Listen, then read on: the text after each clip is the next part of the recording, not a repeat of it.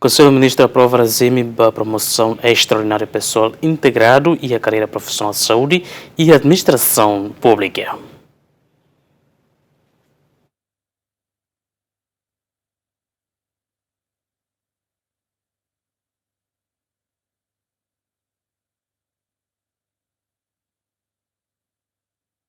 E a reunião do Konsellu Ministru quarta aprova o projeto de decreto-lei que apresenta o Ministro da Saúde Eli Amaral. O objetivo é estabelecer regime para promoção extraordinária pessoal integrado e a carreira profissional de saúde e administração pública. Diploma o objetivo é reforçar a motivação na valorização carreira profissional siranenien, onde contribuímos para o funcionamento do serviço de saúde pública no dia clio, ou também falta processo regular sira promoção nien e se torne. Regime promoção extraordinária abrange médico, enfermeiro, parteira no técnico, diagnóstico, terapêutico, na saúde pública, onde permite ser avança para a categoria superior do irmão, e o sistema pontuação, classificação baseada na soma pontos, baseada em critérios objetivos, nessa duração de serviço, avaliação de desempenho, prestação de serviço e a área remota, formação, assiduidade no comportamento dia. Diploma prevê criação da promoção automática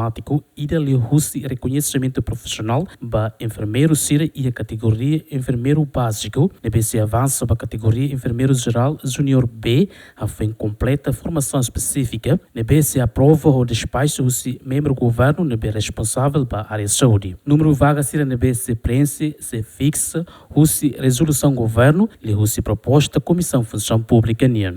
Aderat Semanas, bem-vindas Semanas, GMN.